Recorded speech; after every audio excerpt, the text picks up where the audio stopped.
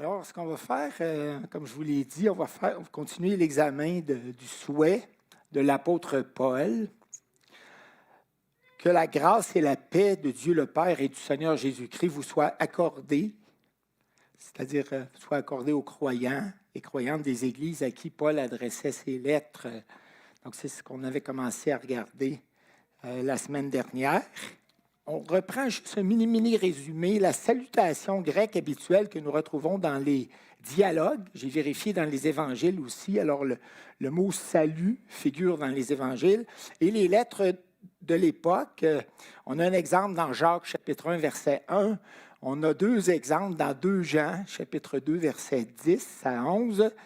C'était une salutation qui est exprimée par le verbe grec kairein à différents modes, parfois l'infinitif, parfois l'impératif, qui signifie se réjouir. C'est un terme qui veut dire se réjouir, qui a été utilisé pour des salutations et qui était souvent traduit par le simple terme salut, mais avec le sens de mes meilleures salutations, ou encore je vous salue et je vous souhaite joie et bonheur, ou encore Hi, glad to see you. Tu sais, c'est pas juste un salut sec et impersonnel, c'est plus que ça, selon BDAG, qui est le dictionnaire grec de référence là, pour le sens de ces mots-là. Donc, voilà. Mais au début de chacune de ces 13 lettres, Paul remplace la salutation grecque habituelle salut par une salutation beaucoup plus riche qui prend la forme d'un souhait avec quelques variations. Parfois, il ajoute un mot, parfois, il va dire du Seigneur Dieu ou de notre Seigneur ou de Dieu le Père, de notre Dieu, de notre Père. Mais peu importe, c'est essentiellement la même chose et il souhaite toujours que la grâce et la paix. C'est comme une combinaison, 2 mots qui décrivent l'ensemble des ressources et des bénédictions que Dieu a mises à notre disposition en Jésus-Christ. Que la grâce et la paix vous soient données de la part de Dieu le Père, avec qui nous sommes réconciliés, qui nous aime comme ses enfants bien-aimés, et de la part du Seigneur Jésus-Christ, celui qui règne, qui est entré dans son règne. C'est bien de savoir qu'on peut recevoir de la grâce, de la puissance du Seigneur Jésus, à qui toute puissance a été donnée dans les cieux sur la terre.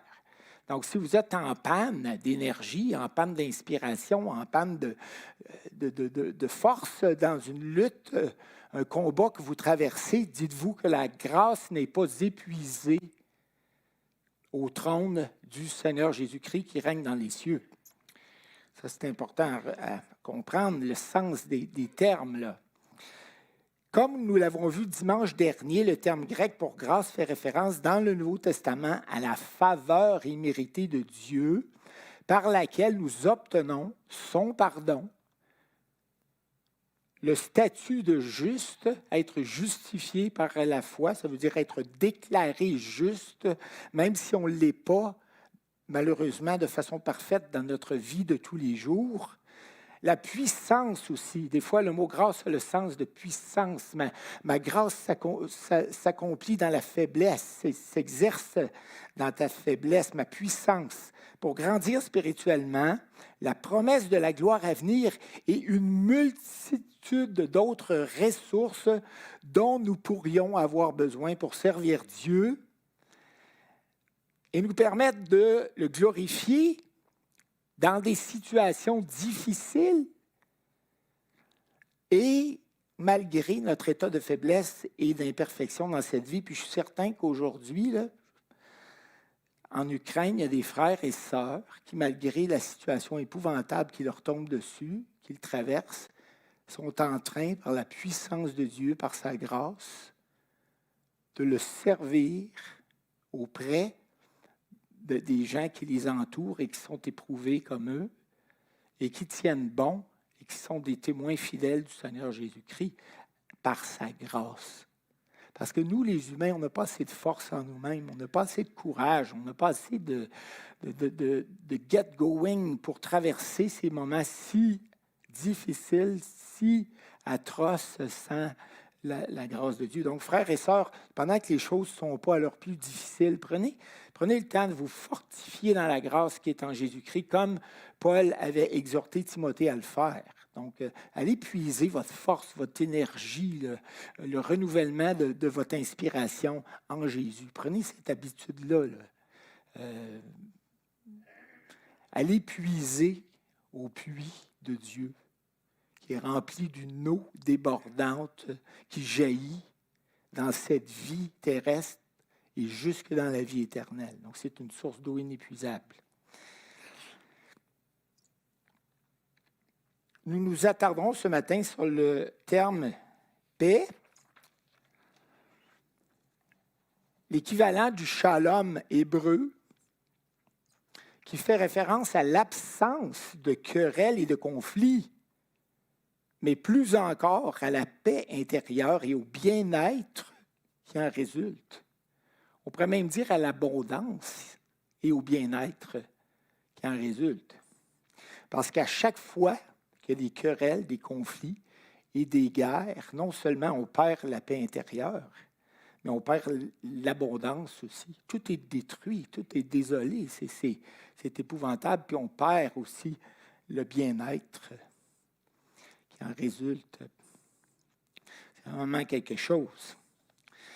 Traiter de ce sujet aujourd'hui ne pouvait pas mieux tomber, comme je vous l'ai dit tout à l'heure, à cause des conflits armés déchirants, déroutants et très inquiétants que notre pauvre monde traverse ces jours-ci.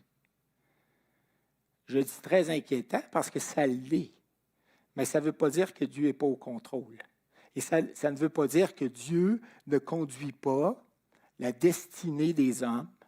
Et parfois, il les limite dans ce qu'ils peuvent faire. Puis parfois, pour des raisons qu'on ne comprend pas toujours, il leur permet d'aller plus loin, mais cela résulte dans de très, très grandes souffrances pour les humains. Et si, tout comme moi, vous avez lu quelques récits de drames humains et sur la destruction causée par ce conflit russo-ukrainien, vous comprenez facilement qu'il est plutôt difficile d'en parler sans que des sanglots nous montent à la gorge et qu'une tristesse profonde nous envahisse. Tant de belles familles comme les nôtres, soudain déchirées, pour ne pas dire littéralement déchiquetées. J'ai lu cette semaine des histoires à faire frémir. Ce n'est pas que je suis friand du sensationnalisme. Surtout que c'est un sensationnalisme terrifiant. Vraiment, puis un monsieur qui racontait qu'il y avait une belle maison à la campagne, là, à 100 km en dehors de la ville. Première bombe qui tombe sur sa maison, qui tue son épouse de 32 ans, je pense, puis une deuxième bombe qui tue son enfant, puis qui emporte tout le reste de ce qu'il y avait là-bas, puis il n'y a plus rien. Et ce gars-là, il a un cœur.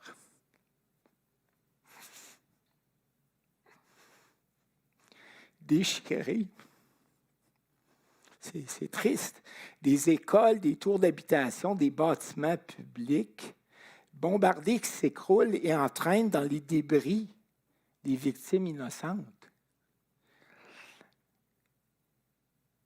Des gens qui désertent maison et pays, mais manquent de vivres et d'eau et ne savent plus quelle route prendre pour leur éviter le pire et les tirs.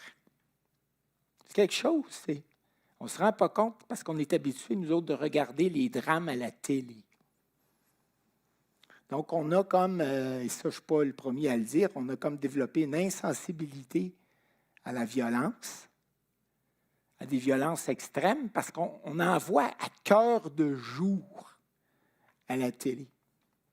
C'est spécial, je penserais à ça. On est vraiment désensibilisés. Mais quand même, je sais que votre cœur est sensible. Des chars russes qui tirent sur la plus grande centrale atomique de l'Europe dans le sud de l'Ukraine et y mettent le feu, ce que M. Poutine nie et accuse les Ukrainiens d'avoir fait eux-mêmes, alors que dans un même souffle, il menace les pays de l'OTAN qu'ils ne se gêneraient pas d'avoir recours aux armes nucléaires s'ils le jugeaient nécessaire. Et je ne dis pas que l'OTAN est sans tâche, là. On ne va pas dire que les Occidentaux ont toujours bien agi, se sont toujours bien comportés en personnes vertueuses et les gens de l'Orient ont toujours mal agi. Ça, c'est trop facile, frères et sœurs, là, de faire des clivages pareils. Oui, on a eu le privilège d'être christianisés comme certains autres pays du monde et finalement de jouir de valeurs morales qui étaient quand même élevées et qui ont permis qu'on puisse développer de la démocratie. Parce que dites-vous une chose, on a beau s'accrocher à la démocratie, mais lorsque les valeurs s'effritent, la démocratie s'effrite aussi. C'est-à-dire que le peuple, parce que vous savez de quel mot ça vient, ça, démocratie, démos et de kratos, ça vient de le pouvoir du peuple.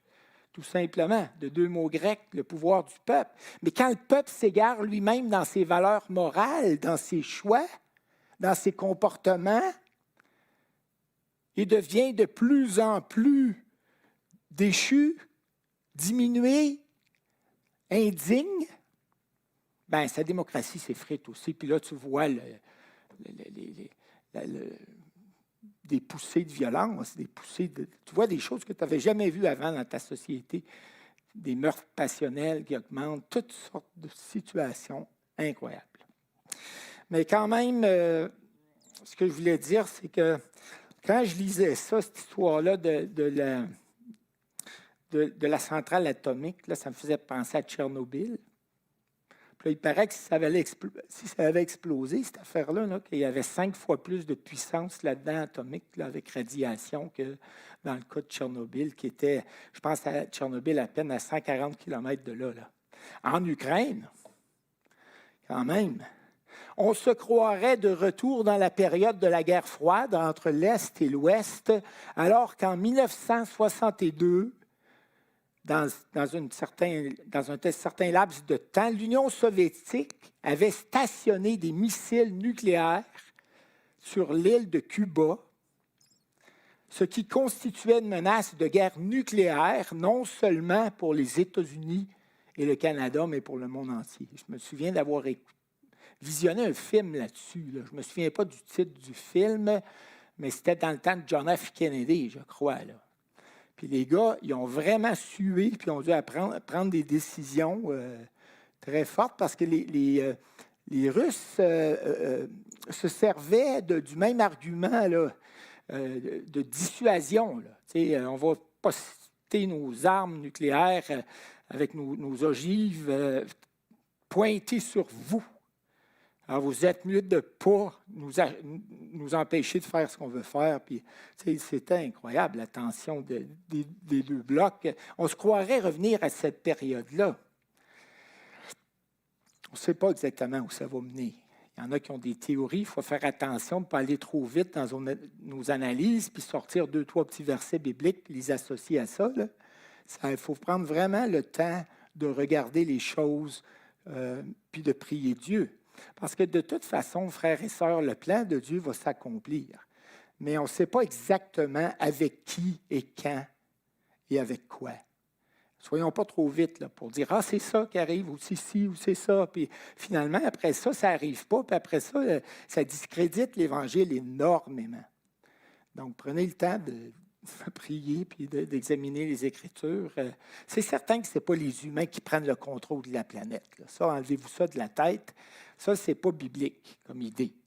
Et si les humains prennent plus de contrôle et éventuellement que Dieu donne beaucoup plus de contrôle à Satan et à l'Antichrist, c'est parce que sous sa gouverne, sous son autorité, il va leur avoir permis d'aller jusque-là pour les piéger et les confronter à la toute fin par son jugement qu'on voit dans l'Apocalypse. Donc, Ce que je veux dire, c'est que ce n'est pas parce que les Égyptiens approchaient des Israélites avec l'intention ferme de les ramener esclaves en Égypte, ça ne veut pas dire que les humains avaient pris le contrôle. Qu'est-ce que ça veut dire? Ça veut dire que l'Éternel, qui avait toujours le contrôle et qui l'aura toujours. Le règne de Dieu est un règne éternel. C'est simplement que l'Éternel avait permis aux Égyptiens de penser qu'ils avaient la victoire. Et lorsque Dieu a laissé Satan entrer dans le cœur de Judas, qui a vendu Jésus pour 30 pièces d'argent, que les soldats sont arrivés dans le jardin pour l'arrêter, il ne faut pas penser que c'est les humains qui avaient pris le contrôle. Mais c'est Dieu qui avait permis à Satan et aux humains de prendre plus de contrôle pour, à la fin, les déjouer, les déstabiliser et rendre sa victoire encore plus éclatante. Là. Au début d'un grand spectacle, généralement, les gens ferment les lumières dans la salle et tout devient noir. Et ensuite, la lumière paraît et éclate. Et c'est ça que le Seigneur fait. Il est tellement au contrôle qu'il n'y a pas d'adversaire. Même si Satan s'appelle l'adversaire, c'est son nom, là, le nom de son... Dieu n'a pas d'adversaire qui soit son égal. Donc, frères et sœurs, c'est ce qui fait que quand Jésus a dit « Vous entendrez parler de guerre, de bruit de guerre, que votre cœur ne se trouble pas. Je suis assis sur le trône et Jésus est assis auprès de moi à ma droite, c'est-à-dire dans la position de puissance absolue dans les lieux célestes. » Donc, ça, c'est important. Mais que les menaces de M. Poutine soient réelles ou appuyées, réelles et appuyées par le haut commandement de l'armée russe, parce que rien ne nous dit que tous les gens de son armée marchent avec lui si près. Là. Le monde est contre lui. Il y a tellement de pays contre lui, la majorité des pays dans le monde, sauf les 35 pays, je pense, dont les Chinois, qui sont évidemment une grosse puissance. La Chine s'est enrichie, la Chine va chercher les matières premières de l'Afrique. La Chine s'arme, s'est rendue la deuxième puissance mondiale au niveau armement, puis ont décidé qu'ils injectaient encore plus, j'ai lu ça hier, d'argent dans leur budget d'armement. Donc, c'est certain.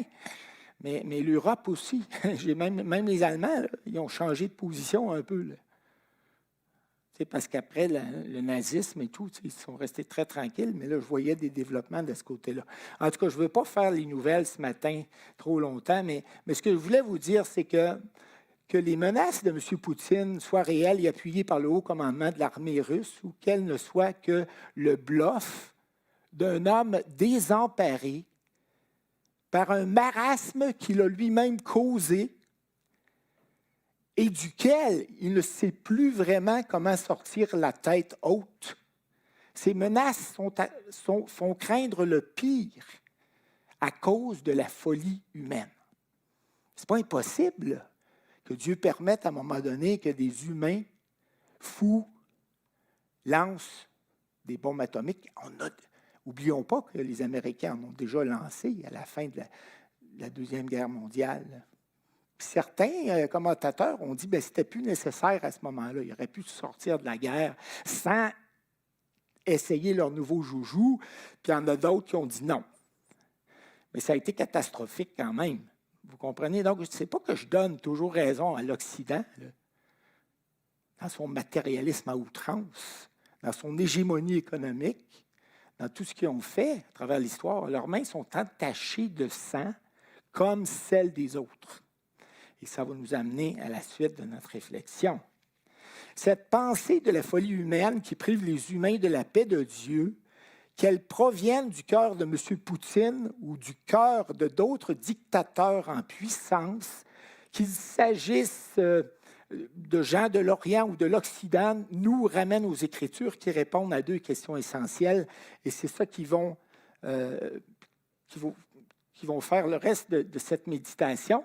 Et la première question est la suivante. Pourquoi la paix et l'harmonie que Dieu souhaite tant à ce monde profondément troublé et à chacune de ces créatures vivant sur terre se voit-elle remplacée trop vite et trop souvent par des conflits, des querelles et tant de destruction et de désolation et de dommages irréparables qui s'ensuivent? Ça, c'est ma première question, puis j'en ai une deuxième. Alors, c'est ça qu'on va traiter maintenant.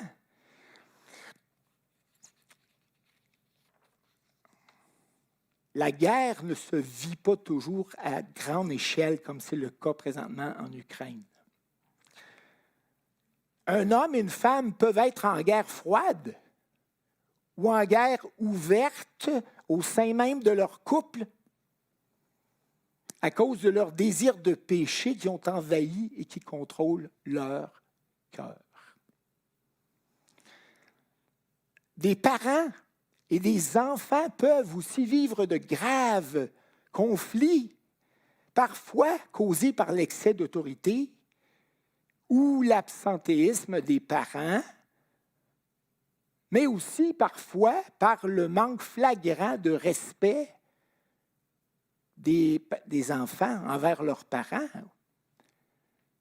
et leur autorité parentale. Donc, ça ne vient pas juste des parents. C'est drôle, hein? Tu écoutes des films là, avec des adolescents, des films américains, puis les adolescents crient après leurs parents, puis c'est toujours eux autres qui ont raison. Là. Ça me fatigue, je ne suis plus capable d'écouter ça. Là. Il y a des fois que c'est vrai. Des fois, les parents étaient trop absents. Des fois, les parents étaient trop durs. Des fois, ils étaient trop mous. Ils les ont laissés aller. Ils n'ont pas favorisé leur développement. Mais des fois, les enfants n'ont pas d'allure non plus. Donc, la Bible dit, la folie est attachée au cœur de l'enfant. Donc, ça prend un équilibre là, biblique, je pense, pour que la paix s'établisse, que chacun prenne ses responsabilités. Et il y a une chose que je trouve intéressante, vraiment, puis qui m'a toujours intrigué, c'est que lorsque Dieu parle à Zacharie de son fils Jean-Baptiste, là, qui allait naître et de ce qu'il allait faire, la première chose qu'il dit dans Luc 1,16, il ramènera beaucoup d'Israélites au Seigneur leur Dieu. Donc, d'abord, la paix avec Dieu. Il faut faire la paix avec Dieu. Et la paix, tu ne peux pas faire la paix avec Dieu si tu ne t'es pas repenti de tes péchés, si tu n'as pas demandé à Jésus de te les pardonner, il n'y a pas de paix possible avec Dieu. Mais une fois que tes péchés sont pardonnés, que tu as été déclaré juste devant Dieu, bien là, Romains 5,1, nous avons la paix avec Dieu, par la foi. Puis après ça, c'est quoi? Il viendra comme messager de Dieu avec l'esprit et la puissance du prophète Élie. Première chose qu'il dit, après qu'il y a eu réconciliation avec Dieu, pour réconcilier les pères avec leurs enfants. Et ramener les désobéissants, les rebelles, à la sagesse des justes. C'est spécial, ça. Hein, qui parle de la réconciliation des pères avec leurs enfants. Donc, la guerre, ce n'est pas juste en Ukraine à grande échelle. Ça peut être à petite échelle sous notre propre toit, avec notre conjointe, notre conjoint, nos enfants. Puis ça peut être une guerre ouverte, mais ça peut être une guerre froide aussi. On se boude, on se parle presque plus. On laisse aller bien des choses. Mais il y a des fois que ce n'est pas en notre contrôle. Alors là, il ne faut pas se culpabiliser inutilement. Si on a fait devant Dieu ce qu'on pouvait, en autant que cela soit en votre pouvoir, soyez en paix avec tous, à commencer par les plus proches. Mais si vous n'avez pas fait tout ce que vous pouviez, de votre côté, vous ne pouvez pas faire le bout de chemin que l'autre doit faire. Ça, c'est un problème dans les relations de couple, et Gino nous en parlera davantage, mais tu ne peux pas faire le chemin que l'autre...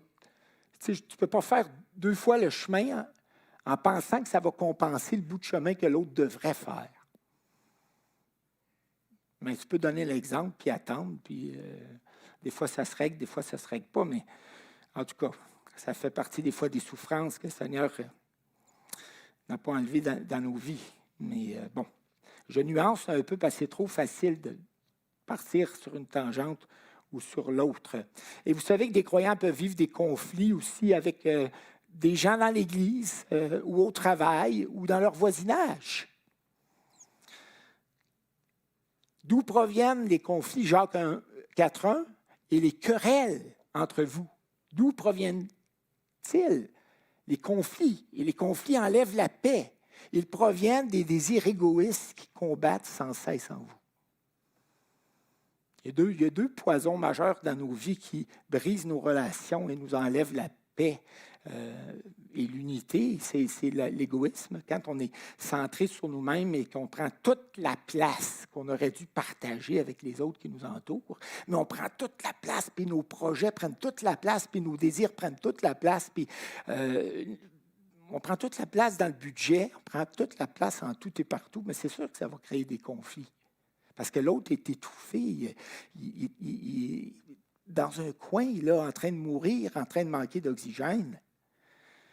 Puis il y a l'orgueil aussi, comme vous le savez. Quand on est orgueilleux, on est toujours plus élevé que l'autre et l'autre se sent toujours écrasé. Puis c'est pas facile de vivre avec quelqu'un qui nous écrase constamment.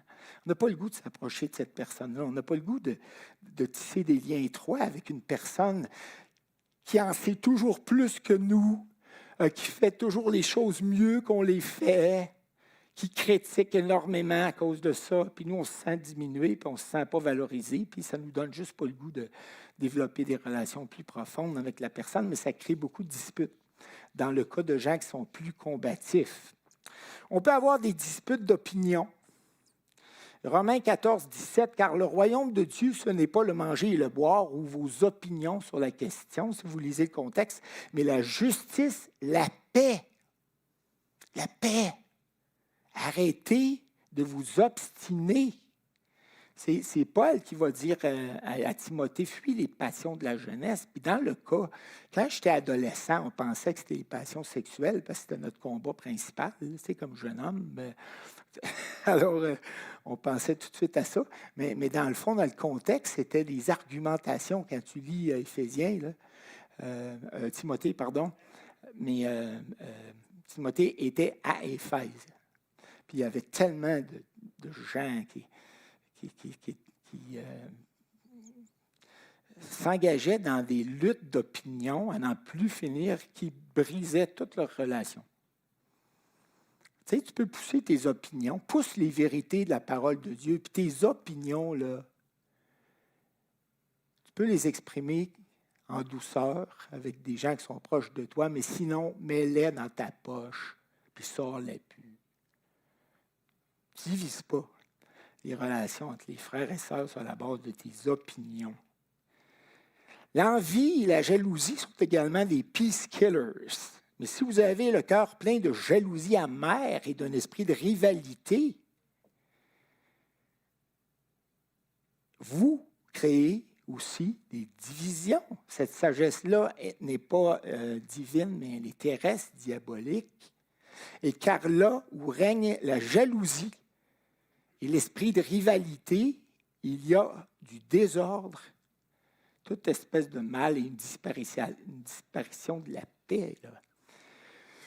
On pourrait parler tellement d'autres choses. On pourrait parler de l'égocentrisme, de la soif de pouvoir et de contrôle. Il y a beaucoup de ça dans les guerres. L'amertume. Avez-vous remarqué que toutes les nations qui ont été humiliées dans l'histoire, là, on dirait, cherchent à prendre leur revanche, puis à revenir chercher leur place au soleil. Je pense, je veux faire attention dans ce que je dis, mais c'est ce que je constate quand je vois les chrétiens qui sont massacrés en Afrique là, par vous savez qui. Je ne peux pas m'empêcher de penser que leurs offenseurs, là, oui, la grande nation islamiste, ils ont déjà été très poussés dans les sciences, très, très en vue, très au pouvoir, très au contrôle, très valorisés, tout ça. Puis après ça, bien, avec les croisades et tout ce que vous voudrez, ils ont été humiliés profondément. Ils reviennent en force. Mais ça n'a pas de sens.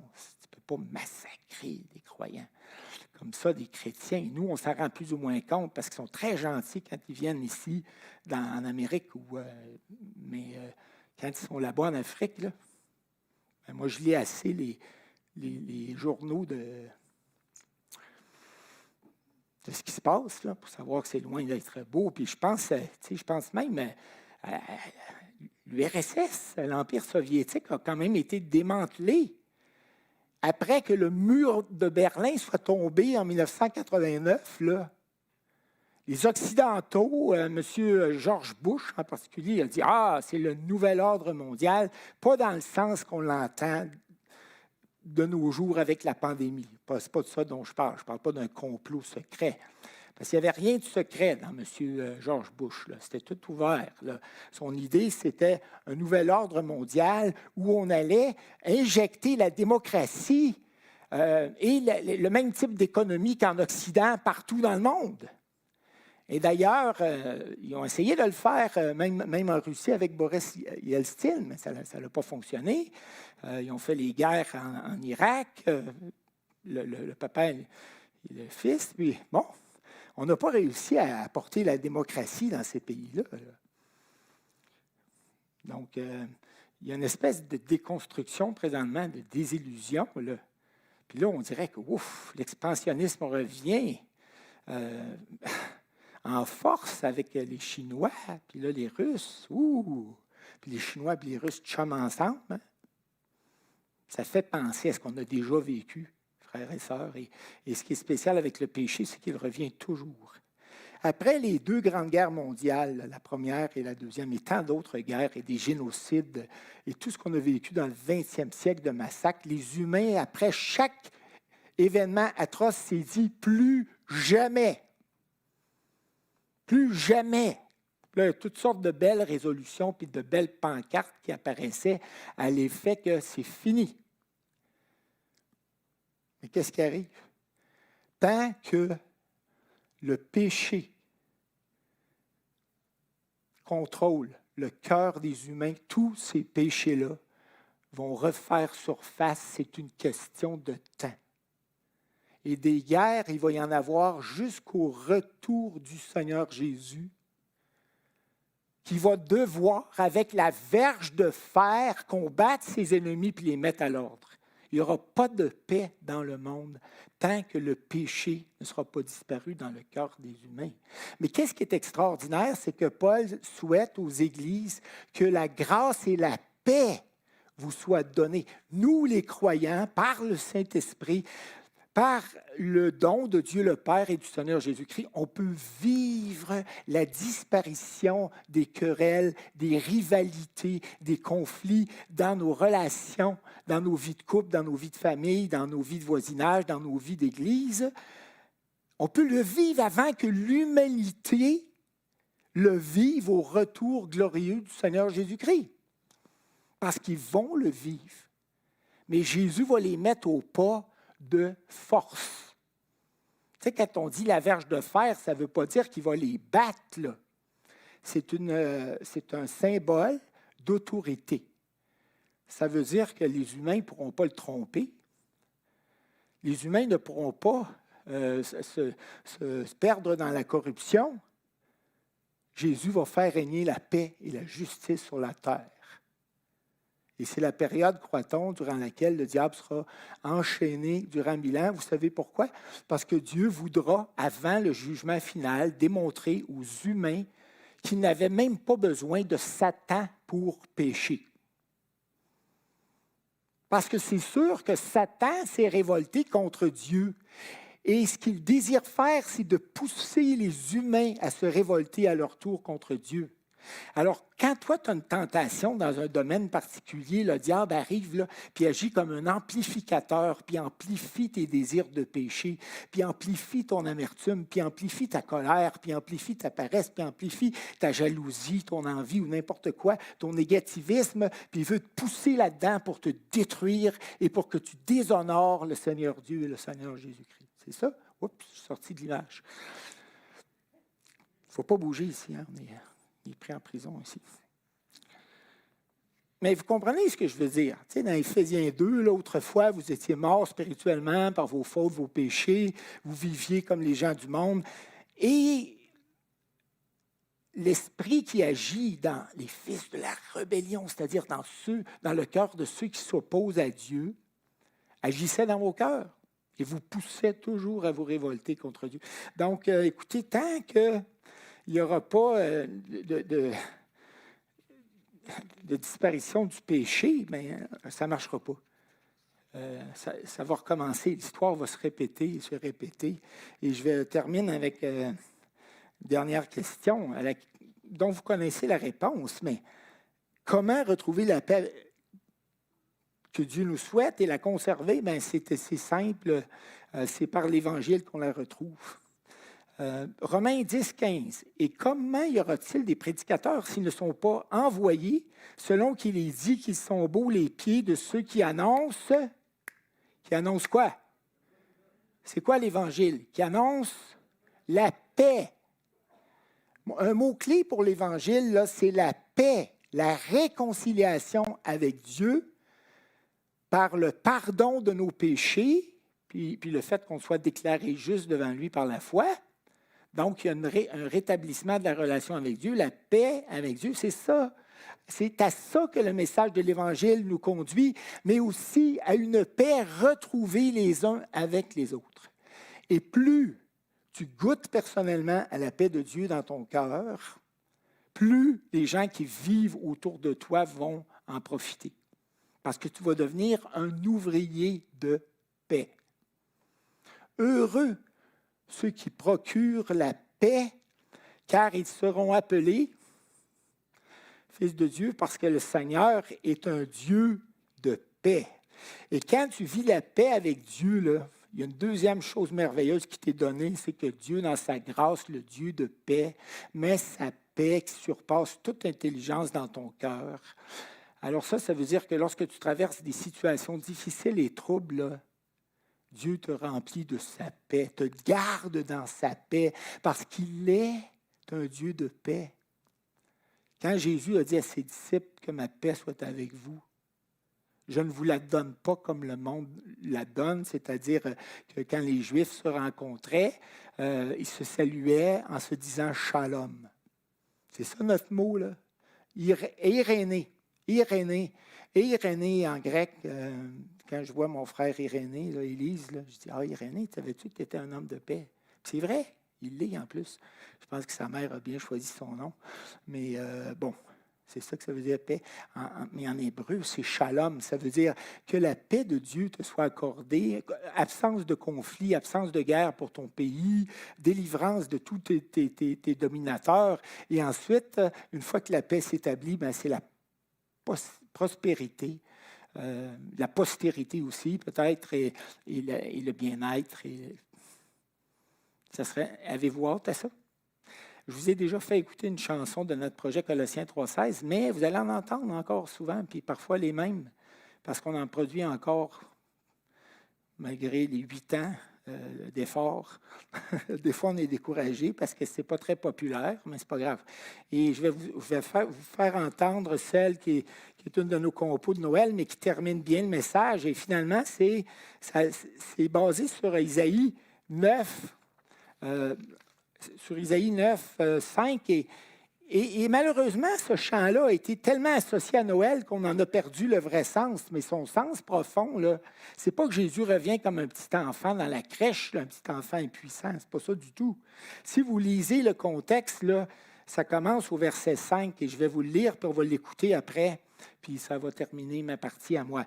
Donc, Isaïe 9, 5, « Car toute chaussure qu'on porte dans la mêlée, » vous comprenez cette expression-là, des chaussures de guerre qu'on porte dans une foule qui s'affronte, là, de gens qui s'affrontent dans un contexte de guerre. Donc, toute chaussure qu'on porte dans la mêlée, des souliers de guerre, et tout vêtement guerrier, roulés dans le sang, seront livrés aux flammes pour être dévorés par le feu. Ça, c'est le contexte. C'est le Messie glorieux qui vient établir sur la terre, sur toutes les nations de la terre, son règne de paix et de justice. Puis regardez, le verset commence, verset 6, le verset suivant. « Car, pourquoi tout ça va se produire, là, la paix, puis la disparition de la guerre? Car un enfant nous est né, un fils nous est donné, et sa domination. » la domination, pardon, pas sa domination, et la domination, le règne absolu, reposera sur son épaule. On l'appellera admirable conseiller. Il y en a qui ont mis ça ensemble en disant, dans le fond, l'hébreu veut plutôt vouloir dire un conseiller admirable, parce qu'on peut être mal conseillé quand on est un homme en autorité, puis prendre des mauvaises décisions, comme on peut être bien conseillé. Mais Jésus lui-même va avoir la sagesse infuse. Donc, il va être un merveilleux conseiller, un Dieu puissant, Père éternel, mais il est déjà tout ça, là. Dieu puissant, Père éternel, un Père. Le Pharaon était parfois appelé le père de la nation parce qu'il prenait soin des gens de son pays comme un père aurait pris soin de ses propres enfants. On l'appellera Père éternel. Et finalement quoi? Prince de la paix. Et même si vous connaissez ce chant-là, écoutez-le avec un esprit de prière, puis je vais laisser la parole à Francis après cela.